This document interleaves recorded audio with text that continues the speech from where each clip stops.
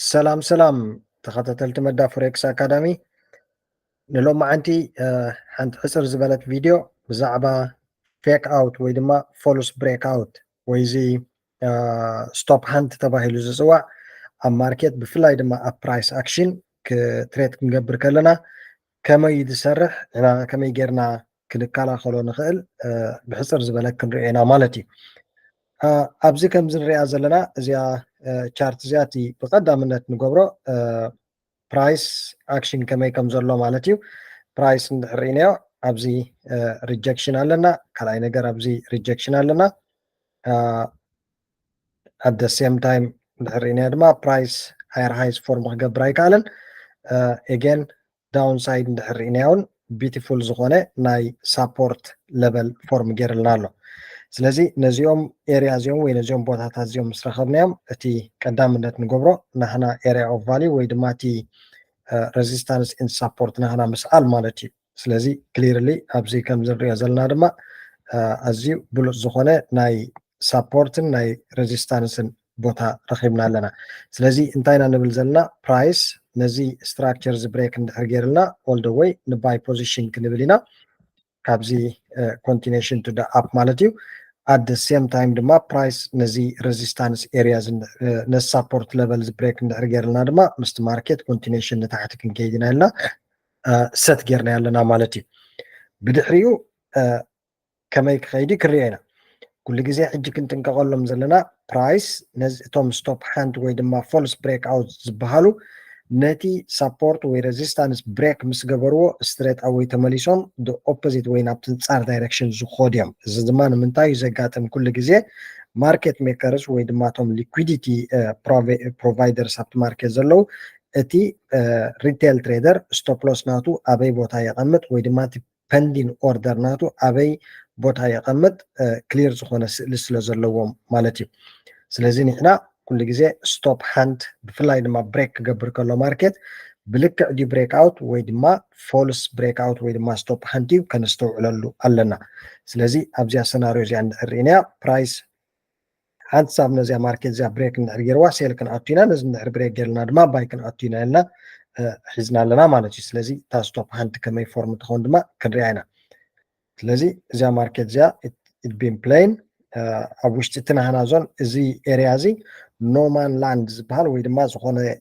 ባየርስ ኤንድ ሴለርስ ኢኳል ቮሊዩም ዘለዎም ስለ ዝኾነ ኣብዚ ዝኾነ ኣክሽን ኣይንወስድን ኢና ስለዚ ብሬክ ኣውት ንፅበለና ብድሕሪኡ ፋይናሊ ኣብዚ ክንሪኣ ንኽእል ኢና ስለዚ ፕራይስ ብልክዕ ብሬክ ገይርልና ኣሎ ብሬክ ኤንድ ሪቴስት ምስ ገበረ ሴል ክንኣቱ ኢልና ክንፅበይና ማለት እዩ ስለዚ ብድሕሪኡ እዚኣ ማርኬት እዚኣ ሪቴስት ክትገብረልና እናተፀበናያ ከለና እንድሕር ርኢናያ ስትሬት ኣወይ ፕራይስ ኣባቭ ኣዋር ናህና ሳፖርት ሌቨል ዓፅያ ኣላ ስለዚ እዚኣ ኤሪያ እዚኣ ወይ እዚኣ ናይ ማርኬት ቢሄቪየር እዚኣ ክሊርሊ ስቶፕ ሃንድ እያ ማለት እዩ ምክንያቱ ብልክዕ ብሬክ ኣውት እንተትኸውን ነይራ እዚኣ ማርኬት እዚኣ ብትሕቲ ናህና ሳፖርት ሌቨል ማዓፀወትና ቤሪሽ ኮንፈርሜሽን ካንድል ወይ ድማ ቀይሕ ካንድል ድማ ፎርሙ ገበረትና ስለዚ ክሊርሊ ሴል ምበልና ማለት እዩ ስለዚ እቶም ኣግሬሲቭ ትሬደርስ ወይ ድማ ተሃዊኹ ሰብ ዝኣቱ ብሬክ ኣውት ኢሉ ዝኣቱ ኦልሬዲ ኣብዚኣ ተታሒዙሎ ማለት እዩ ሴል ኢሉሎ ፕራይስ ድማ ስትሬት ኣወይ ሪቨርስ ትገብራላ ማለት እዩ ብድሕሪኡ ሕጂ ኩሉ ግዜ ሓንሳብ ፕራይስ እንድሕር ስቶፕ ሃንድ ገይሩ ብላዕሊ እንድሕር ዓፅዩ ነዚ ኤሪያ ዝሪቴስት ይገብሮ እሞ ኮምፕሊትሊ ንባዩ ዝኸይድ ሕጂ ከም ሓንቲ ሰክረት ማለት እዩ ፕራይስ እንድሕር ስቶፕ ሃንድ ገይሩ እሞ ኣባብ ናትካ ዞን እንድሕር ዓፅዩ ሴል ዝበሃል ኣይትርእን ኢኻ ኦንሊ ባይ ኢኻ ትርኢ ብዚኣ ሰናርዮ እዚኣ ማለት እዩ ስለዚ ለሲ እገን እዚኣ ማርኬት እዚኣ እንድሕር ርኢናያ ስትሬት ኣወይ ኢት ኮንቲኒዩ ኦል ደ ወይ ቱ ደ ባይ ፖዚሽን ማለት እዩ ሕጂ እቶም ኣብዚያ ሴል ዝበለ ኦልሬዲ ስቶፕ ሃንድ ውፅኢዎ ኣሎ ማለት እዩ ስቶፕ ሎስ ሃሪምዎ ኣሎ ማለት እዩ ብድሕሪኡ ዝመፀ ድማ ንረኣዮ እገን እዚኣ ማርኬት እዚኣ ነዚ ስትራክቸር እዚ ድማ ሕጂ ብሬክ ጌራቶ ኣላ ስለዚ ብሬክ ጌራቶ ኣላ ኦኬ ሪትሬስ ጌራትልና ድማ ብድሕሪኡ ሴል ክንፅበይና ማለት እዩ እንድሕር ክሊር ብሬክ ኣውት ኮይና ኣብዚኣ እንድሕር ሪእና ተቐዳመይቲ ፌክ ብሬክ ኣውት እያ ስለዚ እቲ ሴል ዝኣቱ ፖዚሽን ኦረዲ ብዚ ካብ ማርኬት ኣውፂኣቶ ላ ብስቶፕ ሎስ ማለት እዩ ባይ ዝበለ ድማ ኦረዲ ሂጎት ሂዝ ፕሮፊት እዚ ሙቭመንት እዚ ማለት እዩ ብድሕሪኡ ኣብ ካልኣይ ግዜ ማርኬት ስትሬት ኣወይ ነቲ ኤሪያ ኦፍ ቫልዩ ዝበሃል ወይ ሳፖርት ሌቨል ዝበሃል ንዕኡ ብልክዕ ሓሪምልና ኣሎ ስለዚ ነዚኣ ብሬክ ኣውት ረኺብና ኣለና ፕራይስ ሪትሬስ ምስ ገበረልና ድማ ሙሉእ ብምሉእ ሴል ፖዚሽን ክንኣቱ ኢና ስለዚ እዚኣ ድማ ክንጥንቀቐላ ዘለና ከምታ ፕሪቪየስ ወይ ድማ ናይ ቀዳመይቲ ዝፀንሐት ስቶፕ ሓንቲ ከይትኸውን ክንጥንቀቐላ ኢና ማለት እዩ ድሕሪኡ እዚኣ ማርኬት እዚኣ ኣብዚ ንረኣያ ሕጂ ክሊርሊ ልክዕ እቲ ኣብዚ ፎርም ጌራታ ዝነበረት ኣብዚኣ ደጊማታ ኣላ ስለዚ እታ ስቶፕ ሃንት ድማ ኣብዚኣ ተደጊማ ኣላ ስለዚ እንታይ ኢልና ፅኒሕና ኣብታ ቀዳመይቲ ፖይንት ናህና ሓንሳብ ማርኬት ስቶፕ ሃንት ገይሩ እንድሕር ብልዕሊ ዞን ናህና ዓፅዩ እቲ ጌም ኦቨር ልክዕ ከም ናይ ፕላስቲክ ከም ረቨር ባንድ መስሓቢት እያ እዚኣ ስለዚ እዚኣ እንድሕር ሪእና ፕራይስ ሙሉእ ብምሉእ ልዕሊ ናህና ኤሪያ ኦፍ ቫልዩ ወይ ድማ ልዕሊ ናህና ሳፖርት ሌቨል ዓፂልና ኣሎ ቡሊሽ ኮንፈርሜሽን ሂብና ኣሎ ፕራይስ ድማ ኣብዚ ሪትሬስ ገብረልና ኣሎ ትሪእዎ ኣለኹም ስለዚ ድሕሪዚ ሓንቲ ኮንፈርሜሽን ካንድል ቡሊሽ ተፀቢና ንባይ ፖዚሽን ጥራሕ ኢና ንሕዝ ስቶፕ ሎስ ናህና ድማ ብትሕቲ እታ ስቶፕ ሃንት ንገብራ ማለት እዩ ስለዚ ቀፂላ ዝመፀት ክንሪኣ ኢና ቀፂልና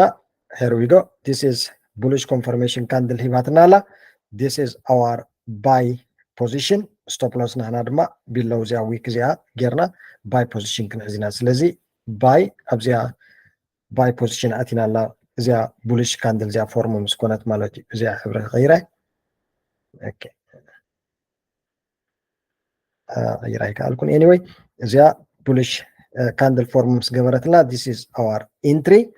ስቶፕ ሎስ ናህና ድማ ክንዲ ዝኾነ ፒፕ ይኹን እዚኣ ስቶፕ ሃንት ኣብ ግምት ከነእተዋ ኣለና ስቶፕ ሎስ ናህና ከነቐምጥ ከለና ማለት እዩ ስለዚ ኣብዚኣ ስቶፕ ሎስ ጌርና ኣብዚኣ ድማ ኣቲና ኣለና ካብዚ ሽዑ 1 to 3 ወይ ድማ 1 to 2 እቲ ታርጌት ናህና በቲ ናህና ሪስክ መሰረት ማለት እዩ ንላዕሊ ንባይ ፖዚሽን ክንከይድ ኢና ስለዚ ሓቢርና ንረኣያ how it will go እዚኣ ስቶፕ ሎስ ኤሪያ ድሕሪኡ